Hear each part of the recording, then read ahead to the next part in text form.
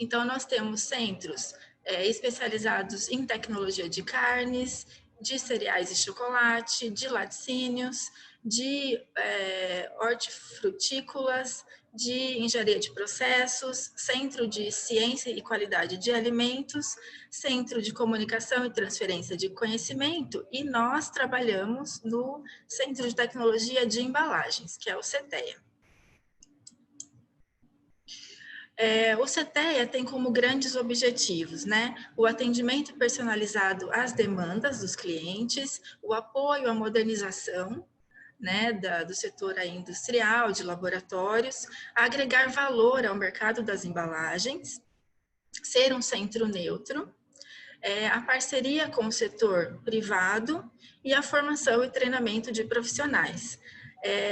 Felizmente, eu acredito que esses objetivos estão sendo atingidos, né? Um exemplo disso é o reconhecimento, né, o convite para participar desse tipo de evento. Agora, entrando aí na parte técnica, eu vou conversar com vocês, então, sobre os requisitos de qualidade, né, das embalagens para água mineral relacionados ao desempenho mecânico. E o objetivo da palestra é que vocês conheçam as principais normas aplicáveis às embalagens utilizadas no ramo de águas minerais, que vocês saibam especificar uma embalagem para o fornecedor com base nas suas características, nas características que vocês querem, e que saibam aplicar o controle de qualidade nos seus fornecedores. E qual que é a importância da caracterização e de saber, né, de entender o desempenho mecânico de uma embalagem? Para vocês conseguirem especificar essa embalagem, para vocês saberem conversar com o fornecedor de vocês e expressar o que vocês querem, porque a especificação da embalagem ela tem que estar diretamente associada às solicitações que elas vão estar impostas durante a sua vida útil, né? Que é o manuseio, as condições de empilhamento, transporte e a temperatura de estocagem, né? Isso tudo afeta o desempenho da embalagem. E no futuro, se a embalagem estiver mal dimensionada, ela pode causar perda, né? Perda do produto, pode causar perda da segurança para o consumidor, né? O produto pode estar inadequado para o consumo do consumidor. E isso pode levar a denegrir a imagem da marca, né? A imagem do fornecedor. Então, no segmento de águas minerais, nós temos as embalagens descartáveis e as embalagens retornáveis. E ambas devem cumprir requisitos de aprovação para contato com alimentos, requisitos microbiológicos e requisitos de desempenho mecânico, que é o que a gente vai conversar agora. Dentre as embalagens descartáveis, a gente tem as tampas para garrafão, as garrafas de água, as tampas de rosca e as pré-formas, né? As embalagens descartáveis de único uso, né? Que você usa e joga fora, ou melhor, você usa e segrega para reciclagem, né? O meio ambiente agradece. E essas embalagens devem seguir determinadas normas. E para que existe uma norma técnica, né? Para que ela é elaborada? Bom, se a gente estivesse aí num curso presencial, talvez alguém levantaria a mão e falaria, para atrapalhar a nossa vida, né? Para complicar a nossa vida. Mas não, assim, as normas, elas são do bem. Elas servem para garantir que a gente tenha, né, o consumidor tenha produtos com requisitos mínimos de qualidade. E elas também são um padrão para que facilite, né, as negociações entre fornecedor e entre o comprador, né? Então, em vez de você Por exemplo, você vai comprar uma tampa. Em vez de você falar, eu quero uma tampa de tal diâmetro, com tal torque, é simples. Você fala, eu quero uma tampa que atenda a NBR e tal. Então, isso facilita muito as negociações, né, de compras de embalagem. E você garante que vai estar recebendo um material que tem a qualidade mínima necessária.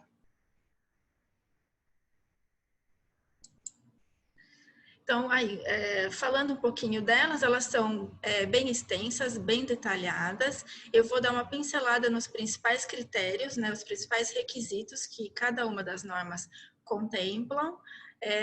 Mas, assim, é importante conhecer a fundo, né, os detalhes de cada uma das normas. Então, a NBR 14328, ela estabelece os requisitos mínimos de qualidade para as tampas de garrafão. Então, ela fala sobre o material da tampa e do vedante, que devem atender às exigências da legislação vigente. Ela fala que o vedante, desculpa, o vedante é obrigatório e a tampa deve possuir guia de fixação ou outro sistema para encaixe do vedante. Ela diz que as dimensões devem ser compatíveis com as dimensões do gargalo dos garrafões de 10 e 20 litros, né, que são fabricados com base na 14222. Ela fala que a capacidade de vedação, né, a tampa, ela deve fornecer vedação para o sistema. Então, ela não pode ter falha na integridade do sistema tampa-garrafão. A tampa também deve ter, não pode apresentar defeitos de aparência, né, deformações de formato, defeitos como rebarbas, né, que pode aí impregnar sujidades, né, rugas e saliências, manchas, pintas e pontos pretos. Aqui ilustrando para vocês o que são assim, os defeitos de aparência que a gente costuma encontrar. Então, rebarbas, aqui tá bem pequenininho, mas tem pontos pretos, ovalização, né? Isso é um problema nas linhas de envase, né? A tampa não vai ter um encaixe perfeito. E aqui para ilustrar como é realizado o ensaio de capacidade de vedação. Então, os garrafões são deitados sobre uma superfície plana, contendo água, ou mesmo água com corante para facilitar a visualização, e eles ficam aí por 24 horas com uma carga em cima, né, para verificar se ocorre o vazamento.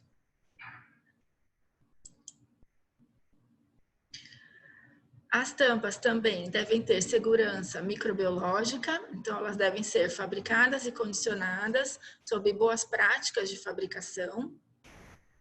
Elas devem cumprir a estabilidade dimensional, né? Não podem permitir a perda da capacidade de vedação durante transporte, manuseio e estocagem. Devem ser de fácil abertura, né? Conter semicorte e orelha para permitir a retirada sem a utilização de objetos perfurocortantes. E marcação e embalagem. Elas devem apresentar marcação indelével com o nome do fabricante, logomarca, e deve ser acondicionada de forma a garantir a não contaminação microbiológica. Aqui vale ressaltar que muitas pessoas têm uma dificuldade de interpretação dos termos das normas, né? Quando a norma diz tem a palavra deve, é uma obrigatoriedade. Então, por exemplo, facilidade de abertura deve conter semicorte.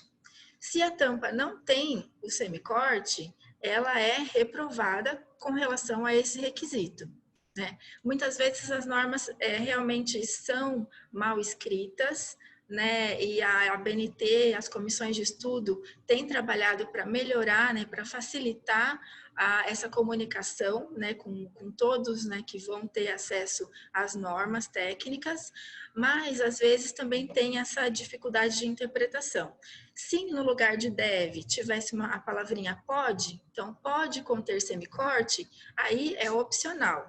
Mas quando sempre que a norma tiver a palavra deve, é uma obrigatoriedade, tá bom?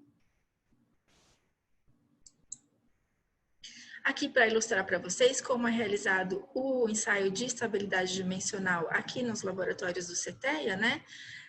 Então, as embalagens contendo preenchidas a sua capacidade nominal, né? São ensaiadas quanto à simulação de transporte, né? No equipamento de vibração. E aí se verifica se ocorre o vazamento de produto pelo sistema de fechamento. As garrafas PET, né, elas seguem os requisitos da NBR 15395. Então, as matérias-primas, né, da resina de PET, aditivos e pigmentos, devem também atender às exigências da legislação vigente. O teor de acetaldeído tem o teor máximo de acetaldeído com base no tipo de água mineral. Aspectos visuais, né? Ela não pode ter mais do que o número máximo de defeitos críticos, secundários e estéticos, com base no tamanho do lote, e ela define quais são esses aspectos visuais. O volume total deve atender às tolerâncias estabelecidas com base na capacidade da garrafa. O peso deve ser acordado entre consumidor e fornecedor, com uma tolerância de 0,5 gramas. A terminação deve ser acordada entre consumidor e fornecedor. A resistência ao impacto de queda livre, né? As embalagens não devem romper quando submetidas à queda de uma altura de 2 metros, inclinadas a 90 graus, né? Deitadas, após condicionamento à temperatura adequada. Resistência ao stress cracking, a embalagem não deve romper. Resistência à pressão interna. As embalagens não devem romper com pressão inferior a 100 PSI. Estabilidade térmica. A queda do nível de enchimento deve atender os valores máximos estabelecidos. Principalmente para as garrafas que vão conter água com gás, né? As garrafas com água carbonatada. Resistência ao stress cracking, resistência à pressão interna e estabilidade térmica, tá? Stress cracking, não sei se todos vocês estão familiarizados com esse termo, eu vou explicar um pouquinho do que se trata. Então, é um tipo de resistência química, né? Falha de resistência química. Então, a gente tem estresse, que é uma tensão, e cracking, que é a falha. Então, é um resultado da soma da ação química e de uma tensão que gera o fissuramento da embalagem. Numa garrafa que contém água carbonatada, da onde vem essa tensão? Vem da pressão no interior da embalagem. Então, a embalagem, ela está naturalmente pressionada, né, tensionada. E se ela tiver algum defeito de fabricação ou tiver algum problema na resina utilizada para a fabricação, ela pode ser atacada, né? O PET pode ser hidrolisado pelos grupos OH, que geralmente são base dos sabões, das linhas de enchimento das garrafas. Isso causa uma redução da massa molecular do material e ocorre a falha.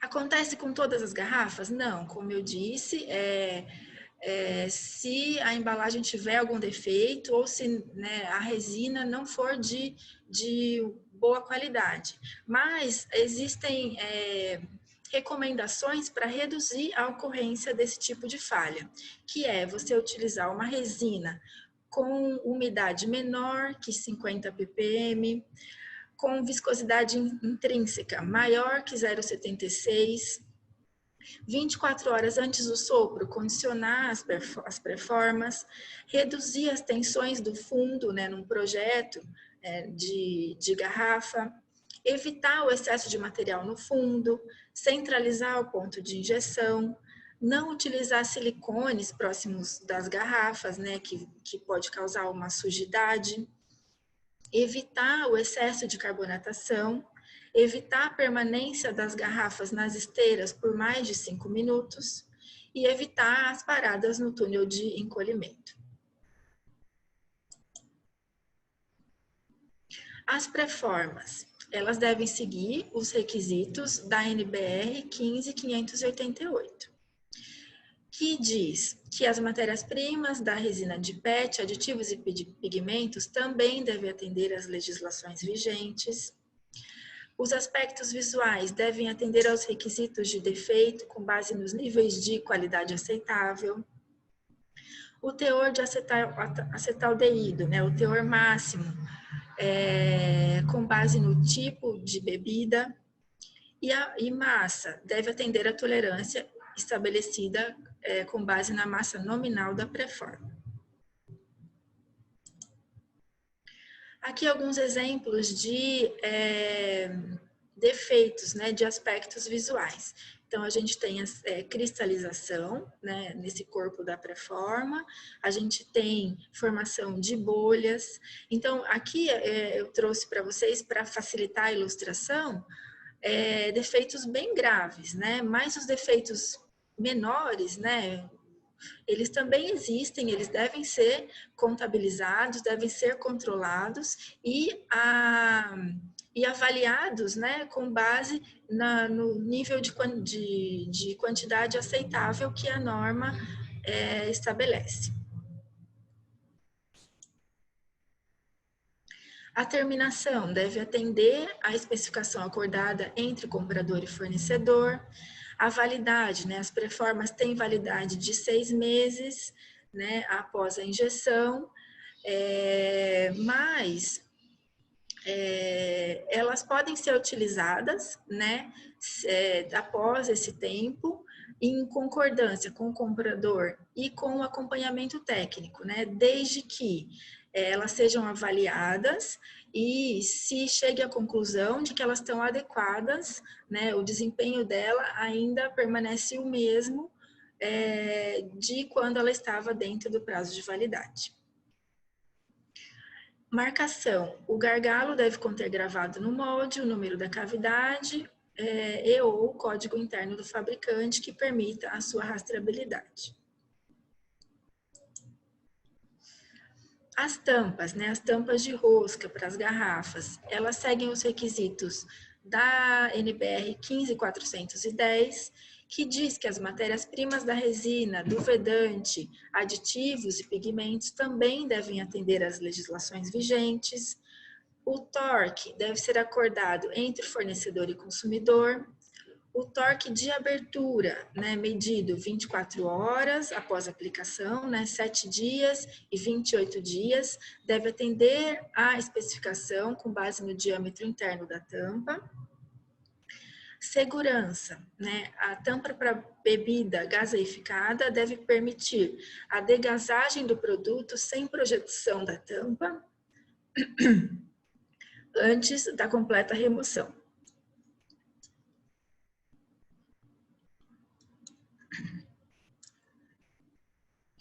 O vedante deve permanecer no interior da tampa, né? Quando você tira a tampa, o vedante deve permanecer lá no interior da tampa. E o lacre deve permanecer ligado à tampa ou preso no gargalo. Evidência de violação.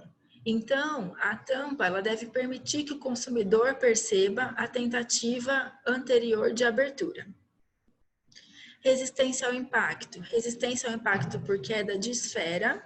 Nenhuma tampa deve separar da garrafa ou soltar partes após impactada. Então, esse aqui é um ensaio que avalia o material da tampa, né, a resistência do material da tampa, e também avalia-se a resistência do conjunto, né, pela resistência à queda da garrafa. Resistência à pressão interna, então a tampa não pode gerar vazamento ou ser expulsa. Resistência à fadiga, não pode apresentar quebras ocasionadas pelo líquido na condição de aplicação durante a vida útil. E marcação e identificação da unidade de transporte. Então, deve conter logotipo, o nome do fornecedor, número de lote, data de fabricação e tipo de produto. Com relação à evidência de violação, aqui no CETEA nós realizamos muitas perícias, né? Perícias para saber se o conteúdo de uma garrafa foi violado, foi adulterado, né? Alguém usou de má fé e adulterou o conteúdo, né? Aqui no laboratório a gente faz essa análise de perícia com microscópios, né? Com equipamentos mais sofisticados, mas com dispositivos, né, que evidenciem a violação, por exemplo, a quebra de um lacre, né, é muito fácil do consumidor, né, uma segurança para o consumidor verificar se aquela embalagem foi violada.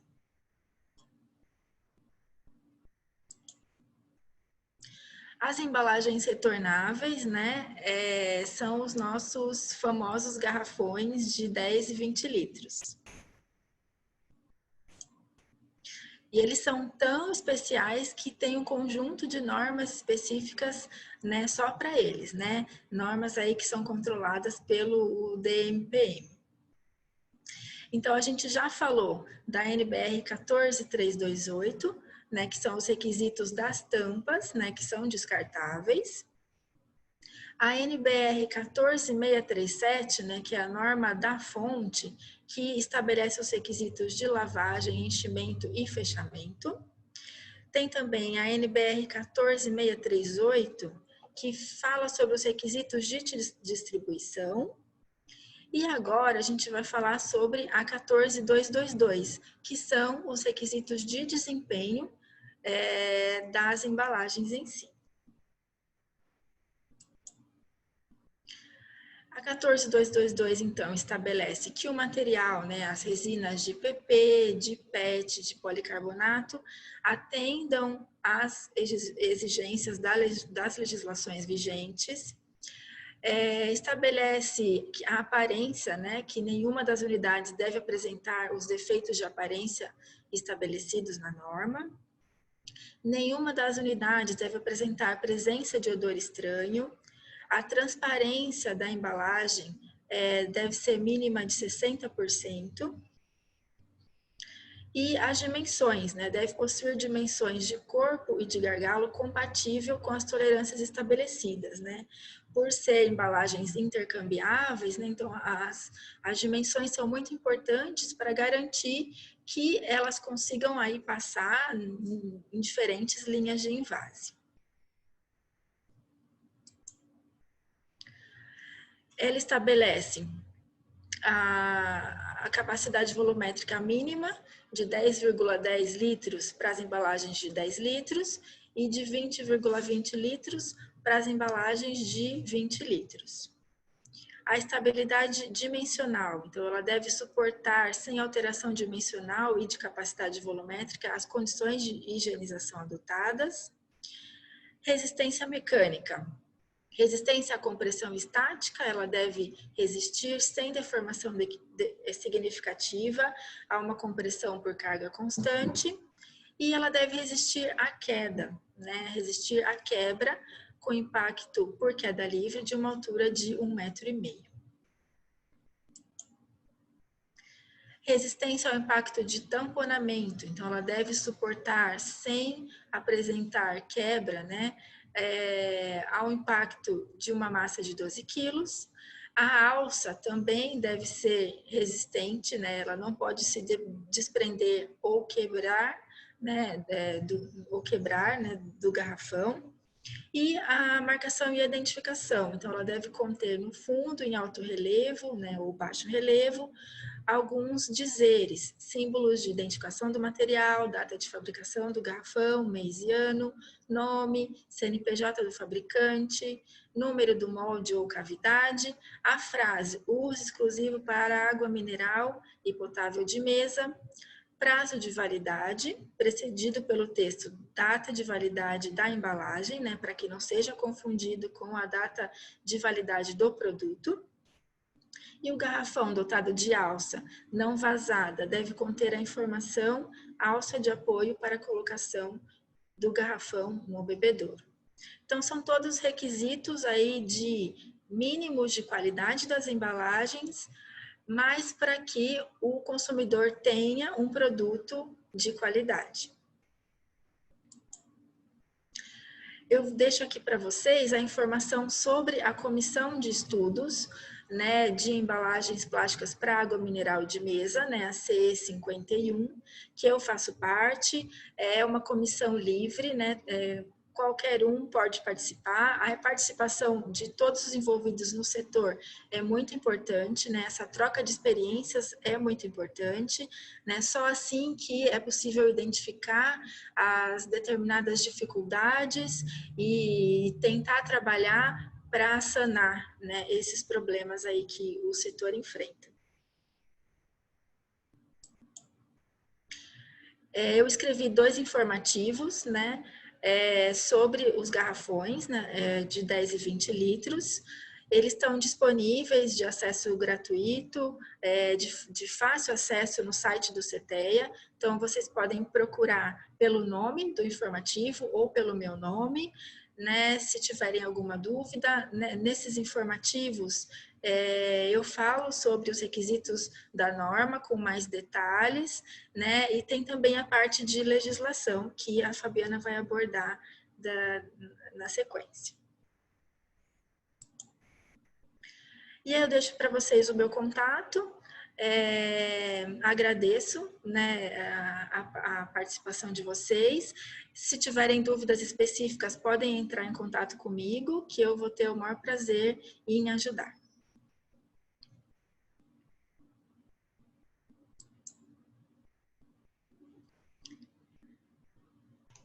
Perfeito, Raquel. Raquel, eu não sei se, acredito que talvez a Fabiana vai abordar alguma coisa também, mas já tinha uma pergunta aqui que eu queria lhe fazer. Pode falar. Vou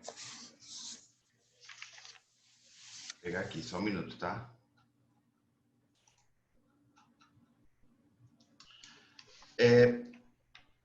Tem uma prática, não digo uma prática, né? Que o garrafão de 20 litros, ele tem alguns estados que eles têm um uso exclusivo, uns entendem que não. Tem até uma briga judicial na questão do garrafão de 20 litros, tá? Mas é o seguinte, o questionamento da Isa Lúcia é o seguinte, ela já está uma crítica quanto a isso, porque geralmente uma empresa de garrafão manda certificar um garrafão, perfeito, mas na prática acaba havendo outras qualidades de garrafões, né? Digamos assim, antigamente, isso há 10 anos atrás, o garrafão era feito para durar a vida toda. Até daqui para frente, o garrafão tem que ter uma validade de 3 anos, certo? Então, certo. Era comum os garrafões ser de melhor qualidade, né? Hoje, os garrafões, eles são, digamos assim, menos resistentes, até por esse menos tempo de vida útil, de 3 anos. Então, não adianta fazer um mega garrafão, se daqui a 3 anos eu tenho, pela data dele, eu tenho que desabilitar ele do mercado, por mínimo que eu use ele, é por data, né? Então, o questionamento veio o seguinte, as ABNTs são lindas e desejáveis, porém a realidade é bem diferente e encontramos 90% desses insumos fora dos padrões normativos. Então, gostaria de saber por que não funcionam e se há fiscalização para esse tipo de fabricante. Então, qual é o órgão de controle e se tem alguma fiscalização, né? E quem recebe essas denúncias? Você sabe, não? Olha, o órgão de fiscalização é o DMPM, né? Mas as denúncias podem ser feitas para o PROCON, né? Eu participo dessas comissões de estudo, né, da ABNT, então, frequentemente lá tem integrantes dos PROCON, né, dos estados, e integrantes da Anvisa também, integrantes do DMPM. Então, é meio que compartilhado, né? Esse tipo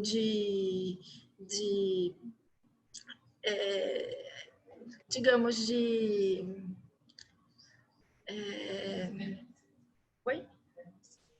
Não a denúncia, mas de responsabilidade por fiscalizar, digamos assim. né? A gente sabe, realmente, a gente é um laboratório que realiza esses tipos de análise. A gente sabe que a gente recebe embalagens fabricadas para serem certificadas e que no mercado não é isso que você encontra, né? Mas a denúncia tem que ser feita e só com base nas denúncias é que esses órgãos vão conseguir agir. Perfeito. Beleza. Ah, é isso aí. Tem mais alguma outra pergunta, mas eu vou deixar acho, ocorrer a palestra da Fabiana, que às vezes ela vai abordar algum assunto que ela já também já esclarece na própria palestra e eu faço no final o direcionamento das perguntas. Pode ser? Claro, à vontade. Beleza. Fabiana, fica à vontade, tá?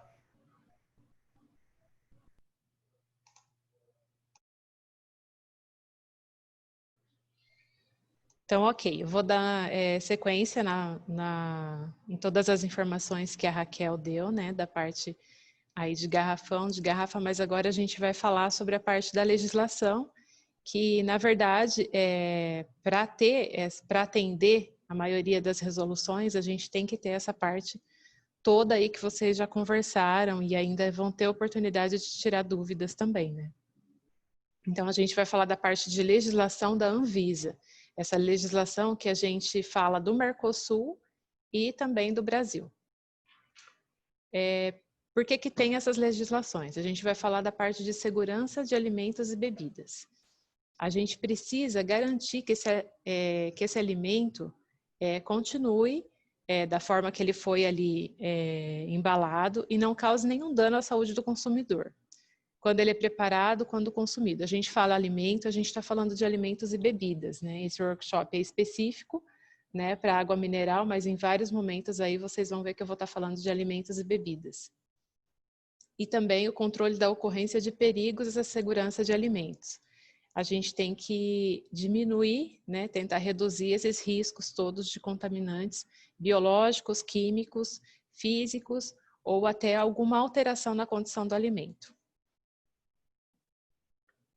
Então, seguindo na segurança de alimentos e bebidas, a gente tem os possíveis contaminantes químicos em alimentos, aqui a parte química a gente está falando, que podem ser ambientais, dioxinas, metais pesados, podem ser toxinas naturais que mais em relação aos alimentos mesmo, resíduos de pesticidas, medicamentos veterinários, contaminantes formados durante o processo de fabricação.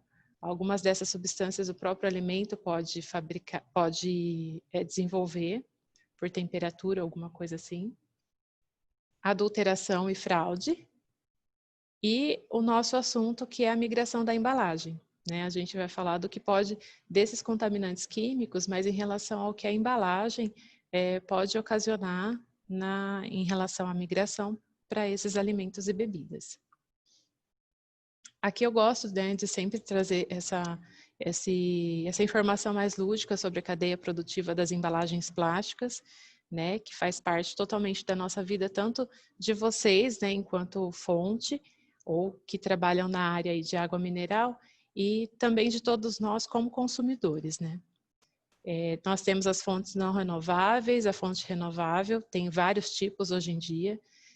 Dentro dessa fonte, depois aí até chegar a resina plástico pellet mesmo, a gente pode ter aditivos, pode ter o master batch ou não, né? Depende se a embalagem é pigmentada, e aí nós vamos ter a nossa embalagem, nosso garrafão, a nossa garrafinha, as tampas, os vedantes, todo esse conjunto que vai proteger o nosso alimento ou a nossa bebida. E hoje, como uma outra possibilidade ainda, os materiais reciclados, que por enquanto, a única resina que a gente tem aprovada pela Anvisa é o PET, que é o PET PCR pós-consumo, que tem toda uma norma, tem uma resolução só para o PET, né, para o PET PCR, que traz essa possibilidade, mas que no caso do PET PCR tem que ser uma embalagem registrada, né, na Anvisa. As demais embalagens não precisam desse registro. Esse PET PCR traz uma viabilidade econômica, social e ambiental na reciclagem dos materiais. Falando especificamente da nossa embalagem. A especificação técnica e a composição dos materiais de embalagem deve garantir a proteção adequada aos alimentos, de forma a minimizar a contaminação, prevenir danos e possibilitar a rotulagem adequada, que traz aí todas as informações das normas, né, que a Raquel já citou. Os materiais de embalagem não podem ser tóxicos, nem podem representar uma ameaça à segurança e adequação dos alimentos, nas condições previstas de estocagem e de consumo. Todos esses termos, quem traz para a gente são as resoluções. Que para a gente conseguir essa segurança de alimentos, a gente tem em volta aí, né, dessa segurança dos materiais para contato com alimentos, a gente precisa ter as boas práticas de fabricação. É um requisito legal também, né? Além de ser das normas, é um requisito da legislação. As listas positivas, que a gente vai falar com mais detalhes, e os ensaios de migração, que são os ensaios mesmo realizados nos materiais de embalagem. Em relação à contaminação química, o que ela pode ocasionar nesse produto, nesse alimento ou nessa água embalada nesses materiais plásticos? A rejeição do produto pela alteração do sabor, né, do odor, não é nada que cause mal para a saúde, mas alterou o sabor daquele produto, então vai ter uma rejeição. A gente pode ter ingestão de substâncias não desejadas, então eu comprei uma água, é isso que eu quero consumir, e eu vou ingerir outras substâncias que não é o desejado, é um exemplo. E a ingestão de substâncias com potencial tóxico, carcinogênico, tetragênicos, e aqui sim, algo que possa ocasionar fazer mal à saúde. Mas é importante ressaltar isso, né? Não é apenas aquilo que vai causar um mal para a saúde. Também é da parte da legislação qualquer alteração de sabor e odor nas características daquele alimento ou daquela bebida. Então, a gente vai tentar minimizar tudo isso, evitando contaminantes acidentais, prevenir possíveis contaminantes durante o transporte, utilizar materiais seguros para contato com alimentos, e aí sim o nosso assunto mais específico, que é controlar o potencial de migração de componentes da embalagem para o produto. Como a gente vai conseguir tudo isso, né? A compatibilidade do material de embalagem com o produto a ser acondicionado, isso deve ser considerado. O produto que está sendo embalado, ele não pode agredir aquele material de embalagem. No caso dos polímeros, são vários. Quando a gente fala de alimento, isso é muito mais sério, né? Eu preciso conhecer o meu alimento para depois eu escolher aquela embalagem, que não vai ter nenhuma agressão ali, né? Entre eles. Garantia de que o potencial de migração de componentes do material de embalagem está abaixo dos limites estabelecidos, considerando o produto e as condições previstas de contato. Isso está sempre bem claro na legislação, né? Essa frase, considerando o produto e as condições previstas de contato. Porque a embalagem, ela é direcionada para um segmento de alimento e ela foi dimensionada para aquilo, para aquela temperatura, para aquele tipo de alimento. Então, se ela for usada fora daquilo a qual ela foi testada, inclusive, a legislação não consegue prever isso, né? Uma embalagem que foi dimensionada para uma situação, por exemplo, de temperatura ambiente, e essa mesma embalagem recebeu uma temperatura alta. Por isso essa frase, as condições previsíveis de contato. Foi previsível o contato à temperatura ambiente ou de refrigeração, tá? E aí ela não está prevendo aqui o uso indevido da embalagem, né? Prevenção contra a contaminação sensorial do produto pelo contato com a embalagem. Ou seja, essa embalagem não pode passar para o alimento nenhum tipo de substância. Para garantir que essa embalagem não ofereça risco à segurança de alimentos, que é o item que a gente tem que alcançar, né, a segurança de alimentos, nós temos que tentar reduzir os riscos de contaminação microbiológica, reduzir os riscos de contaminação física, e aí as boas práticas de fabricação que vocês bem conhecem, e reduzir os riscos de contaminação química e a parte, sim, da legislação das migrações. Sempre reduzir, porque a gente não consegue eliminar esses riscos, né? A gente tem que deixar eles os mais baixos possíveis dentro de toda a cadeia de produção.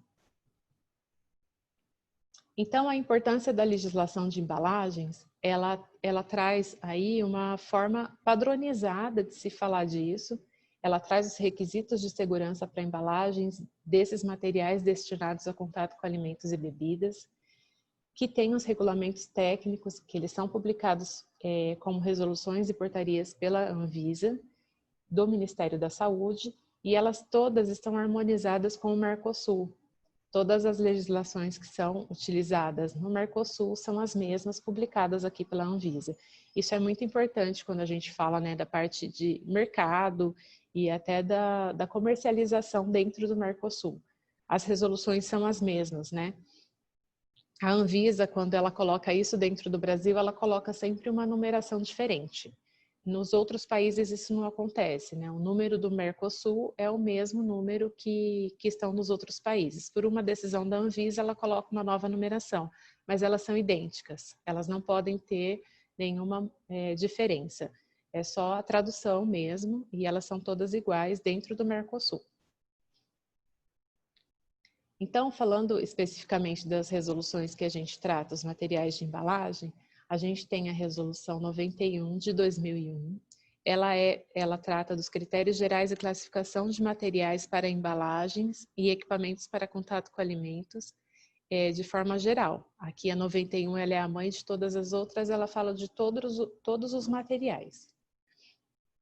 O alcance se aplica às embalagens e equipamentos que entram em contato direto com alimentos durante sua produção, elaboração, fracionamento, armazenamento, distribuição, comercialização e consumo.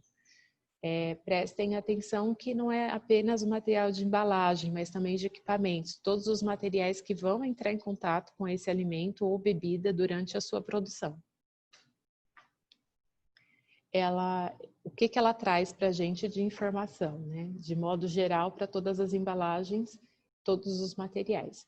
Não devem representar risco à saúde humana e não devem ocasionar modificações inaceitáveis na composição dos alimentos ou nas características sensoriais, como já falamos. Ela requer boas práticas de fabricação, então é um requisito legal. Estabelece listas positivas, migração total e migração específica e as restrições de uso. Estabelece ainda critérios de pureza compatíveis com a aplicação. Falando das listas positivas, o que elas são? Né? Elas são relações taxativas de substâncias que provaram ser fisiologicamente inócuas em ensaios com animais e cujo uso está autorizado para a fabricação de materiais em contato com alimentos. Isso está na 91. Traduzindo aí o que é uma lista positiva. Então, são as substâncias que podem ser utilizadas. Isso significa que a substância que não estão nessa lista não podem ser utilizadas.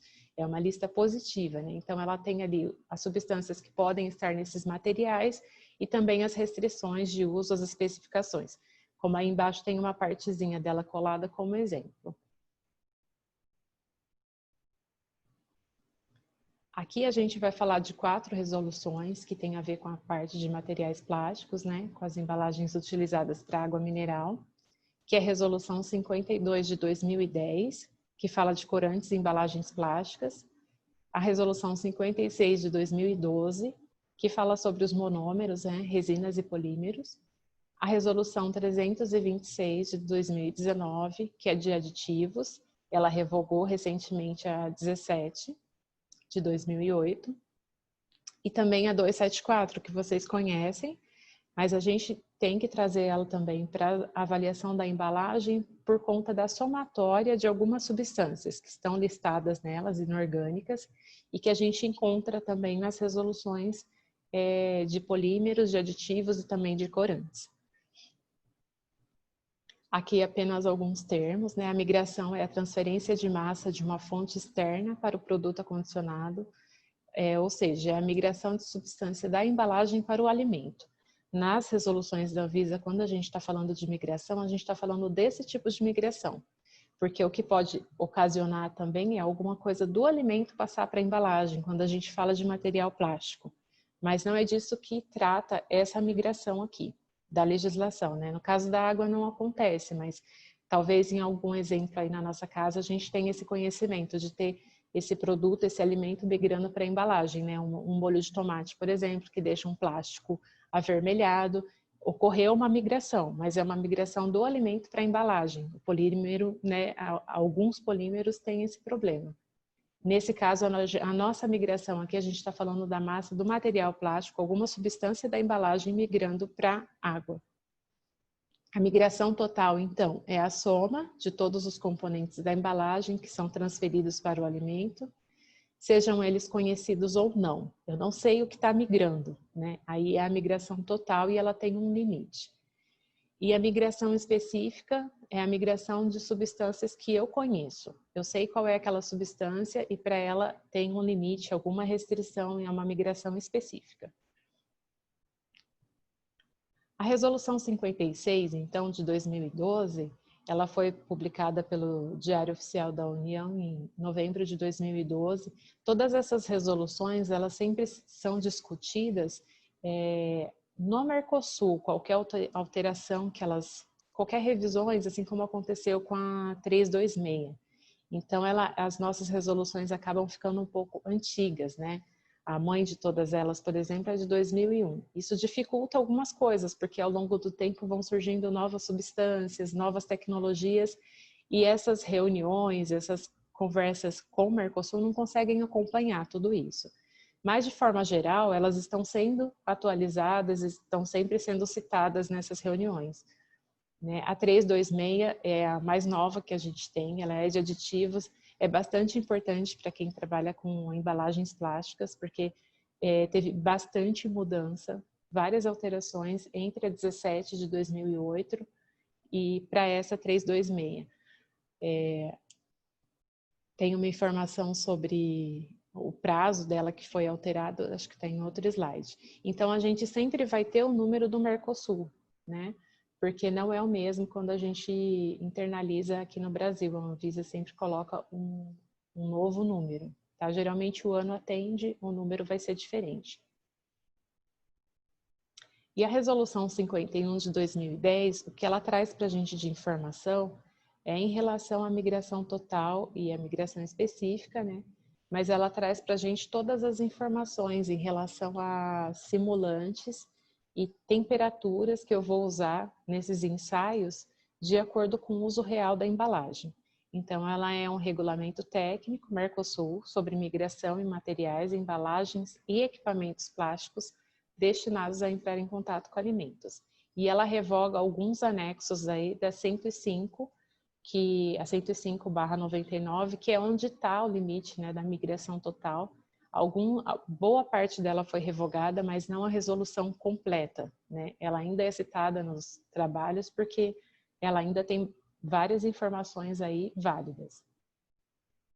Então, aqui é a carinha dela, com essas informações. No nosso caso aqui do workshop, ela está bem no comecinho aí, que ela fala da água, né? Se uma embalagem plástica ela vai acondicionar água, ela está nesse item 01.01. E aí, aqui nos simulantes A, B, C ou D, é onde a gente vai definir que tipo de simulante a gente usa, que é o mais próximo do alimento acondicionado. Nesse caso, tem um Azinho aí, porque é ou. Então, ou eu vou utilizar o A ou eu vou utilizar o B. A e B são a água, a letra A é a água mesmo, ultrapurificada, que a gente usa nos ensaios, e B é uma solução de ácido acético, então é para algumas situações de sucos e refrigerantes. Aqui é a classificação de alimentos, quem traz para a gente é essa resolução, então, a 51 de 2010, que são os aquosos não ácidos, e aí ela coloca aí uma divisão entre o pH, né? Entre um aquoso ácido e um aquoso não ácido, a diferença entre eles vai ser o pH. Os aquosos não ácidos com pH maiores que 4,5, os aquosos ácidos pH maior que 4,5, gordurosos, que tenham gorduras ou óleos em seus componentes, os alcoólicos, e aí tem vários teores, né, de substâncias, e aí ela traz também uma outra frase que pode ter uma variação e se aproximar mais do uso real quando se trata de uma bebida alcoólica.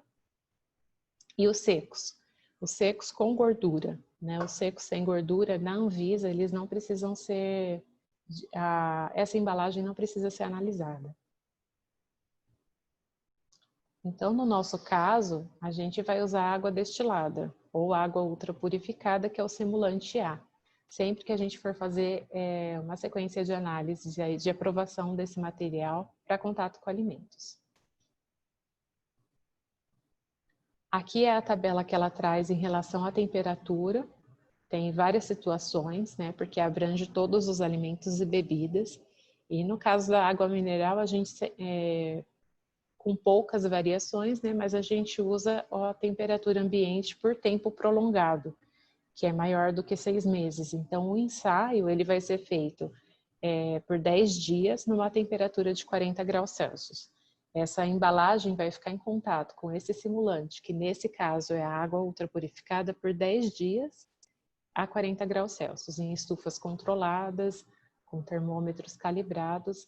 E aí, depois disso, aqui o ensaio em si segue em outros equipamentos. Aqui só um exemplo, né, desses equipamentos que são usados nessas análises, né? A maior parte em cromatografia e no ICP aqui são mais os elementos inorgânicos, então mais a parte de metais. E aqui acima uma estufa.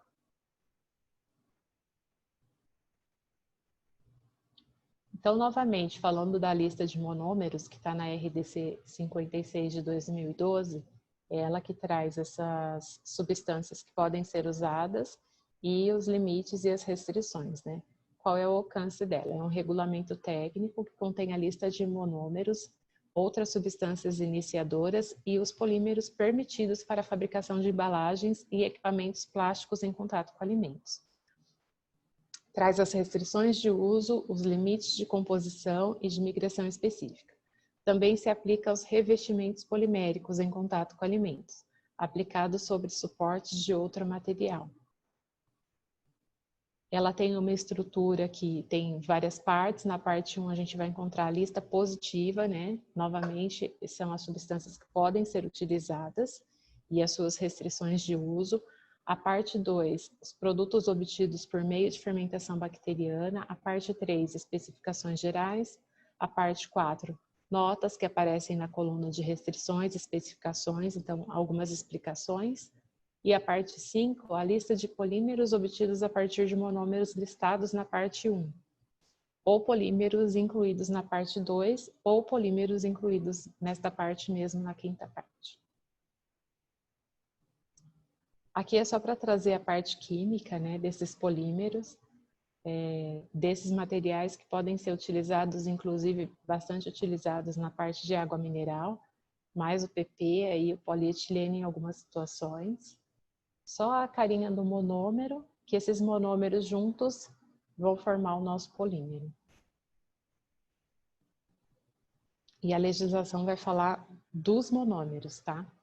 Aqui é a parte 1, onde a gente vai encontrar essas substâncias, o número CAS, que é como se fosse um RG dessa substância, é uma informação bastante importante. E as restrições aqui na coluna à direita. Por exemplo, aqui o acetaldeído, que a gente tem que ter esse controle, né? O acetaldeído é um caso mais específico, ele não é um monômero, né? Algumas pessoas falam que ele não deveria estar nessa resolução, porque ele não é um monômero. Ele é uma substância termoformada, é um aldeído, e ele é super importante, né? Principalmente para o PET e também para a água mineral. O acetaldeído, além de ter a parte tóxica, por isso ele tem uma migração, tem também a parte sensorial que ele altera, né? Principalmente da água, que tudo ali que entrar em contato com ela pode ter uma alteração sensorial.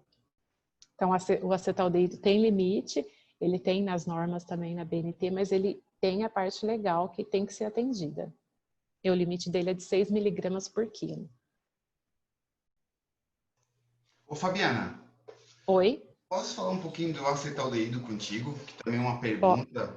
Porque é o seguinte, o acetaldeído, na verdade a embalagem PET ela foi introduzida inicialmente pela indústria de refrigerante, né? E acetaldeído, alguns testes, estudos, eles falam que, e na prática, muita gente sente um cheiro de água de coco, cheiro de coco. Claro que no refrigerante, como ele vai açúcar, acaba não percebendo, mas na água mineral acaba sendo muito evidente. Podia entrar mais um pouquinho, falar sobre acetaldeído, não sei se já fizesse testes, o problema, se é na questão do sopro, se há algum procedimento que podia fazer na empresa para minimizar esse risco do gosto de coco, né, que remete muito a acetaldeído. Que informação tu pode trazer para nós? Tanto é diferente, né, esse sensorial dela na água e de um refrigerante, que o limite também é diferente, né? Entre a água e um refrigerante, acho que o limite para pré-forma, se eu não estou enganada, né? Numa ABNT. É que eu não tenho essa informação aqui agora, mas na água ele tem um limite bem mais baixo. Não é da parte de resolução, essa migração específica é para tudo, é para o material PET, ele tem que atender 6 miligramas por quilo. Mas nas normas técnicas de pré-forma, esses limites são diferentes. Exatamente por isso, porque na água a parte sensorial é muito mais sensível, né? Qualquer coisa que entrar ali você vai sentir. O que eu tenho assim de informação são algumas resinas ali no comecinho, esse acetaldeído já vai estar presente, então vai ter diferença entre uma resina e outra, de um fornecedor e outro, dele ter esse controle na produção lá no comecinho da cadeia. E quando a gente analisa o pellet, né, o plástico ali, antes de ser pré-forma, o pellet, depois a pré-forma e a garrafa, onde ele vai estar mais concentrado é na pré-forma, porque ele é termoformado. Quando eu faço esse aquecimento do pellet para a pré-forma, eu tenho uma grande produção de acetaldeído. Normalmente, tá? Isso acontece na maior parte dos casos e não sempre. Quando eu vou usar essa pré-forma e soprar ela numa garrafa, alguma coisa do acetaldeído é perdido, né? Porque ele é muito volátil, né? A temperatura ambiente você não consegue usar ele tem que ser refrigerado na situação de ensaio, por exemplo. E aí o que acontece é que as tecnologias vão mudando, né? Como eu disse, hoje em dia uma empresa ela usa uma garrafa, ela precisa dessa garrafa com tempo bem menor do que antes. Não tem aquele tempo que a garrafa fica sem ser utilizada depois do sopro. Porque esse acetaldeído ele vai ser volatilizado, ele é bem volátil. Então, isso é um item também a se considerar, esse tempo de enchimento, né? A garrafa é soprada e logo a água tá tudo num processo hoje bem, como que eu falo? Automatizado, né? Essa é a palavra. Então, é muito mais rápido do que antes. O acetaldeído, ele é perdido aí com o tempo, só que se ele tem um problema, eu acho que o maior problema é ali no comecinho, na resina mesmo, ele tem um valor muito alto, não vai dar esse tempo dele se volatilizar e ele vai estar presente. Na maior parte dos alimentos ele não vai ser sentido e nessa concentração provavelmente não cause nenhum mal mesmo. A questão da água mineral é mais o sensorial, muito mais do que ser prejudicial para a saúde, né? Ele vai estar numa concentração baixa. Ele vai atender os 6 miligramas por quilo, mas ele vai alterar o sabor da água e aí vai ter uma rejeição, como a gente já falou antes, uma rejeição pelo gosto mesmo. Eu acho que cabe aí. Pode falar. Não, perfeito. Não, pode terminar teu raciocínio. Eu acho que cabe, então, você se atentar ao fornecedor ali, se ele tem um controle da resina mesmo, e prestar atenção se esse tempo ali dentro, né, dessa parte automatizada entre o sopro e o enchimento está adequado. Perfeito, Fabiana. Obrigado. Imagina. Então, nessa parte 1, a gente tem essa tabela aí, essa tabela é gigante, ela tem várias substâncias. E é bem fácil assim de encontrar essas substâncias que vai depender do polímero que eu estou usando, né? O acetaldeído, por exemplo, está no PET. Não são todas as substâncias estão em todos os polímeros, não é assim que funciona, né? Aqui a carinha do monômero, né? Ele tem um ácido aí, a relação do ácido tereftálico com o etileno glicol, e assim a gente vai ter o PET. é uma das embalagens mais utilizadas, por isso que a gente usa como exemplo. Tem ainda a opção do PET com ácido isoftálico. E aí todas essas substâncias que compõem o polímero, que são os monômeros, eles possuem essas restrições, esses limites que estão nessa resolução 56. E é isso que a embalagem tem que atender. É isso que vocês precisam verificar se a embalagem que vocês estão recebendo para condicionar o produto de vocês está atendendo, né? Normalmente os fornecedores enviam os laudos, relatórios ou alguma declaração, algum documento que confirme que essas substâncias estão de acordo com os limites estabelecidos na legislação. Tem alguns aditivos, né, algumas substâncias que você não sabe se ela vai estar presente no material de embalagem. Alguns outros, por exemplo, esses monômeros aqui, eles são os monômeros que formam o PET. Então, eu não posso receber um laudo apenas com migração total de uma embalagem de PET. Eu sei que nessa embalagem tem também monômeros que possuem restrições, né, que possuem limites nas resoluções da Anvisa. Então, no mínimo, o que você vai ter que receber num laudo para usar essa embalagem, é que tenha esses resultados de ácido tereftálico, etileno glicol, o dietileno glicol, o ácido isoftálico, esse tereftalato de dimetila não tem restrição e ele não está presente sempre, mas esses monômeros que formam o PET, e o acetaldeído também, no mínimo, essas substâncias você deve receber um laudo com essas informações, se está dentro desses limites aí da coluna direita. Nesse exemplo de PET, tá? Aqui é a responsabilidade, né, de cada um. A gente tem lá o fabricante da resina de PET, ele precisa dar uma declaração, essa informação lá do começo, ela precisa caminhar por toda a cadeia, para que o fabricante da embalagem final ou o usuário, né, alguém tem que fazer essas análises. E essas análises não são feitas na resina nem na pré-forma. Essas análises têm que ser feitas na embalagem final, essas análises de migração total e migração específica. Alguns limites de composição a gente ainda faz na resina, mas são poucas substâncias, né? A maior parte delas tem que ser feita na embalagem final. Então, essa informação do fabricante de resina, ela precisa correr por toda a cadeia, ela precisa acompanhar. O fabricante da resina de PET tem que informar, por meio de uma declaração, um documento, quais substâncias estão presentes nessa resina, além do que se sabe, né, de ser um monômero que já faz parte mesmo da produção daquele material.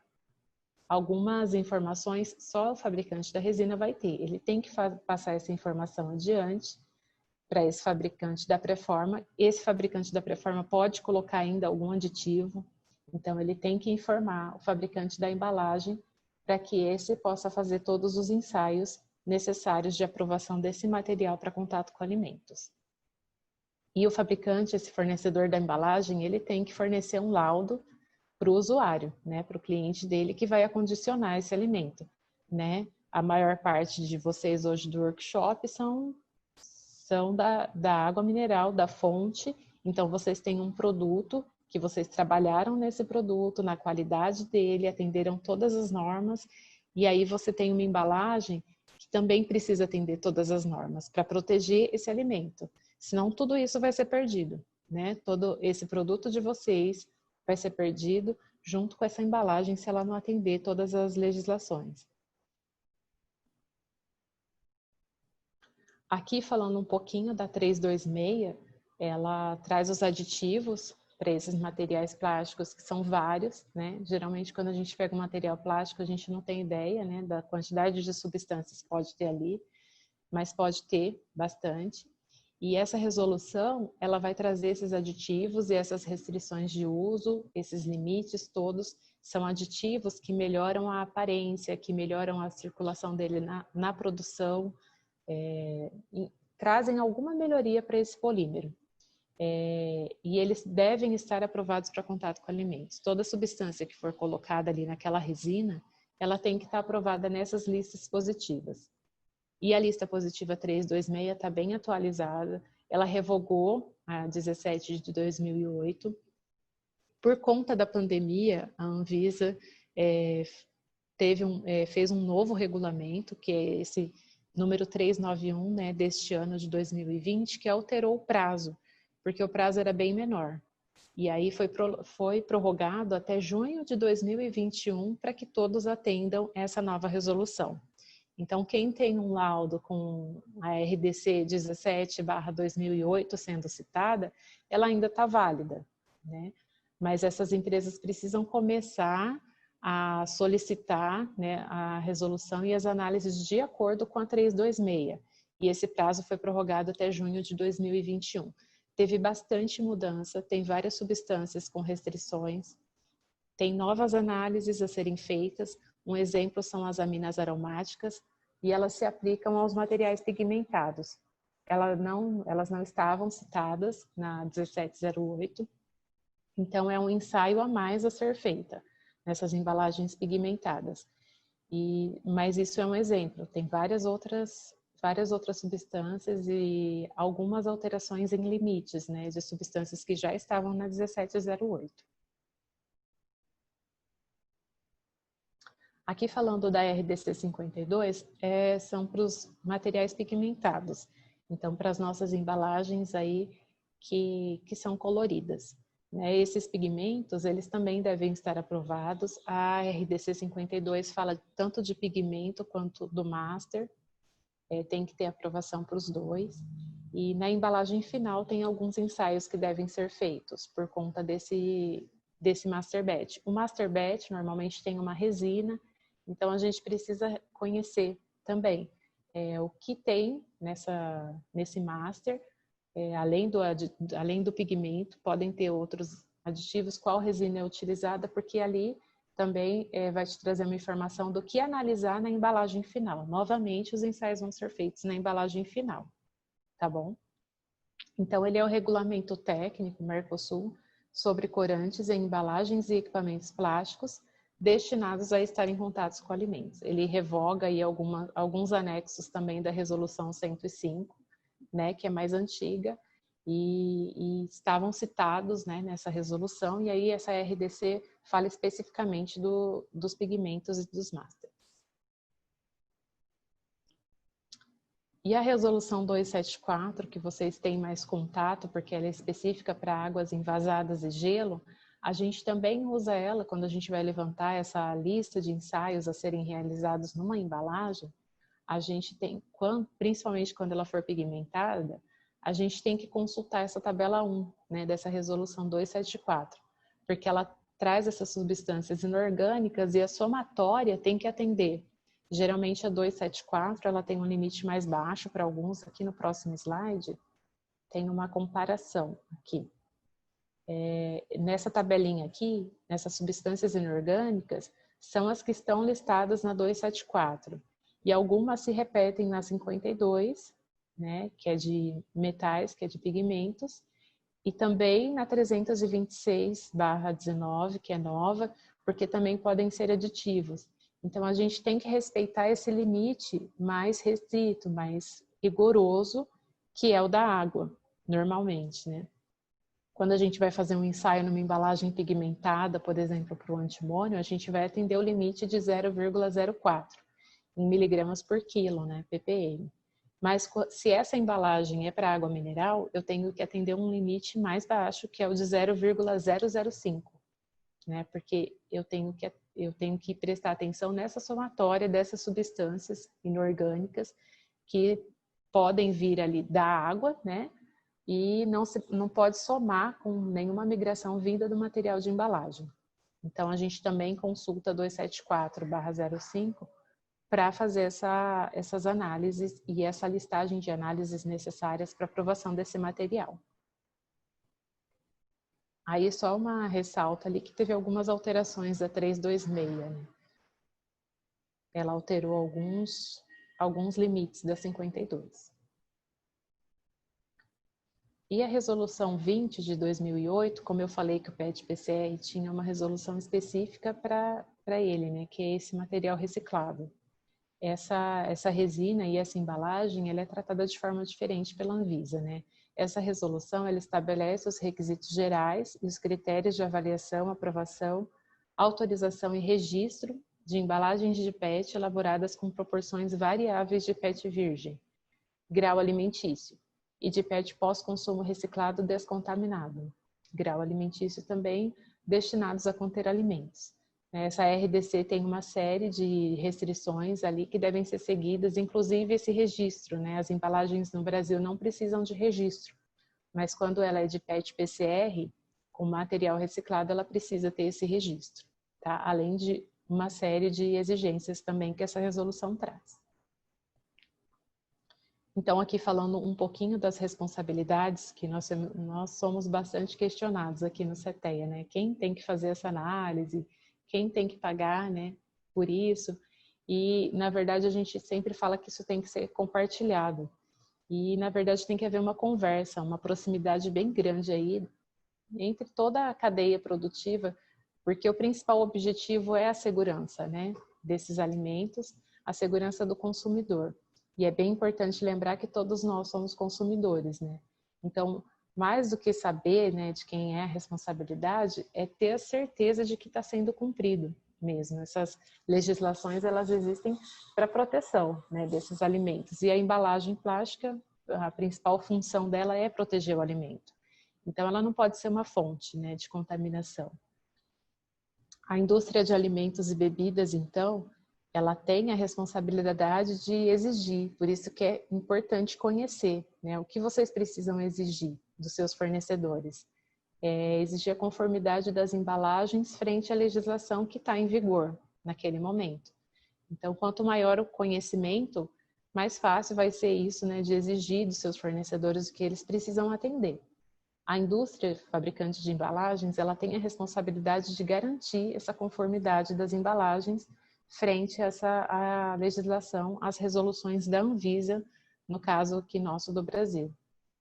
Toda a cadeia deve estar envolvida, porque, como eu disse antes, essa informação ela tem que passar, né? Aquele usuário da embalagem lá na frente não tem todas as informações necessárias para saber se aquela embalagem está de acordo. Ela precisa de um documento, ela precisa de informações.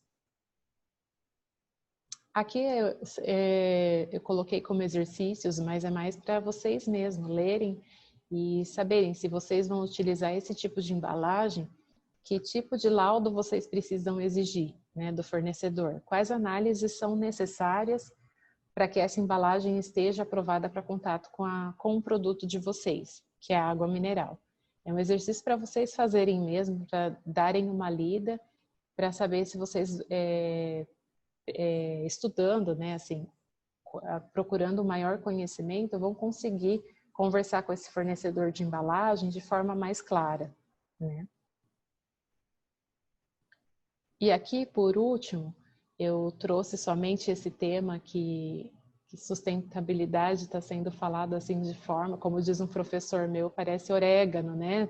Você coloca ali à vontade em todos os temas, em todas as palestras, webinars, que está muito comum, né? É trazido esse tema de sustentabilidade. É porque nesse momento não tem como fugir, né? Todas as empresas precisam discutir esse tema. E hoje em dia se fala muito mais do que se aplica, né? Infelizmente. Mas por uma questão assim, mais de necessidade mesmo, a gente está tendo que pensar nisso, né? Hoje mais do que nunca, né? Então, só para trazer um conceito para vocês, saindo um pouco da legislação de pegada ecológica, que é um indicador que estima a demanda ou a exigência humana, tá apagado aqui para mim. Mas a parte ali de meio ambiente, considerando-se o nível de atividade para atender o padrão de consumo atual com a tecnologia atual. É, de certa forma, uma maneira de medir o fluxo de ativos ambientais do que necessitamos para sustentar nosso padrão de consumo. Eu deixo bem ressaltada essa parte padrão de consumo, porque parece que é uma coisa que não precisa, inalterada, né?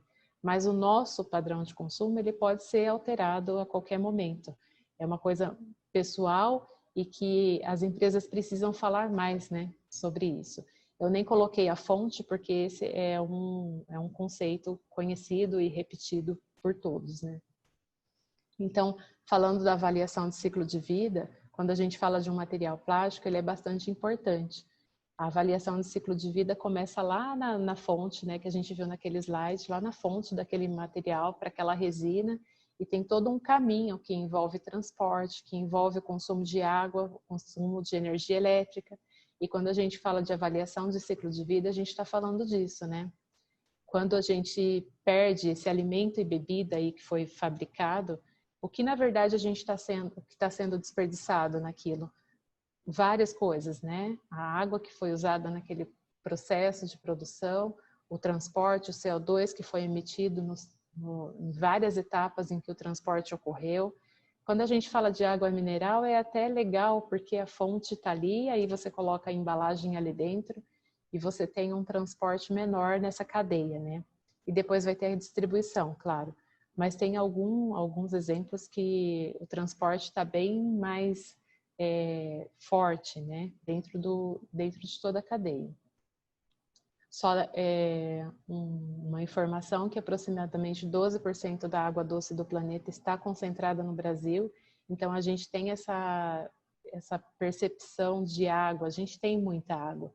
E por mais que a gente passe, né, por momentos de picos, né, de melhora entre chuvas e falta de chuva, a gente tem essa água na maior parte do país. Então é difícil a gente falar de uma coisa que a gente nunca passou. Acho que a gente nunca passou por uma escassez de verdade de água, né? A gente tem essa água abundante no planeta e é muito importante cuidar dela. O papel aí das fontes é bastante importante nesse processo. E lembrando que a água, o produto, né, de vocês, tem um valor muito alto dentro das necessidades de cada pessoa, né? A água é essencial para a vida. Então é importante ressaltar essa importância da preservação dela, de ter um olhar holístico quando ela é o seu negócio. A responsabilidade de levantar esse debate é de toda a cadeia, né, de produção.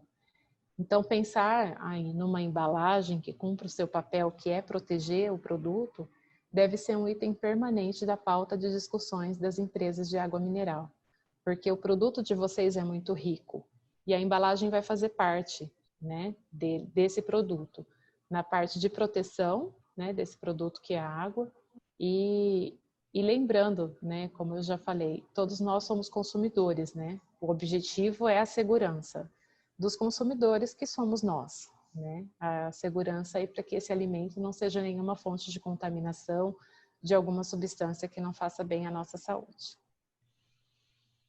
Fabiana, nós já estamos caminhando para a parte final, né? Eu quero agradecer a Raquel, porque conforme veio as perguntas, não precisei nem pedir. A Raquel mesmo já foi respondendo o pessoal ali e criou uma dinâmica legal. Deixa eu perguntar uma coisa. Nessa tua tocada ali de sustentabilidade, que colocasse aí no final, o plástico PCR, acho que veio para ficar, né? Acho que cada vez mais, talvez por esse pego de sustentabilidade, reuso, ter menos plástico circulando, né? Vai vir com bastante força. Só que se hoje alguns materiais têm que trabalhar com material virgem, e mesmo assim a gente vê que algumas empresas fabricantes dão uma burlada, digamos assim, misturando material que a gente encontra até em exames ali que vocês mesmos realizam. Eu acho que existe um receio muito grande, né, na hora de vamos liberar o uso do plástico reciclado. Eu acho que qual é a tua visão quanto a isso, do uso do plástico reciclado dentro da indústria de água mineral? Na parte para alimentos, para água mineral, né, que está dentro desse grupo, é bem mais complicado, é bem mais fino essa parte de liberar, porque as substâncias você não controla, principalmente num país como o nosso, que infelizmente não tem uma coleta tão controlada. Então você tem que pensar em tudo isso quando você vai falar de material reciclado para contato com alimentos. Para outras áreas é muito mais tranquilo, né, você usar esse material. Agora, para contato com alimentos, a gente tem acompanhado vários estudos aqui dentro do CETEA mesmo, tem várias substâncias, você não sabe qual é aquele PET, você não sabe a origem dele, no caso do PET PCR, né? Mas, como teve um estudo muito grande, foi liberado pela Anvisa, né? Tem essa tecnologia que eles usam para limpar esse flake, e uma série de análises e ensaios que são feitos nessa embalagem até que ela seja aprovada pela Anvisa. Né? Para outros materiais, eu acho que tem outros materiais aí que estão, né, caminhando, estão estudando para esse contato com alimentos, mas não é fácil conseguir, não, tá? Tem uma série de restrições aí e tem que ter mesmo, né? Como eu disse, a gente sempre tem que lembrar que nós somos os consumidores, né? Nós não somos só a empresa. Então tem que ter mesmo, tem que ser restrito, tem que comprovar mesmo que esse material está limpo, que vai proteger o alimento e que não vai ali migrar nenhuma substância que cause mal para a saúde dos consumidores. Legal. Dentro da água mineral se usa muito ozônio, principalmente para a higienização, né? A sanitização do garrafão de 20 litros e outras aplicações dentro da empresa. Vocês já realizaram algum estudo de degradação da embalagem pelo uso do ozônio? Não, aqui no CETEA nunca tive esse contato não com ozônio, apenas esse conhecimento, né, que é usado. Tem alguma coisa na legislação do pode, não pode, né, do uso para isso, mas não, aqui a gente nunca teve nenhum trabalho não relacionado a isso.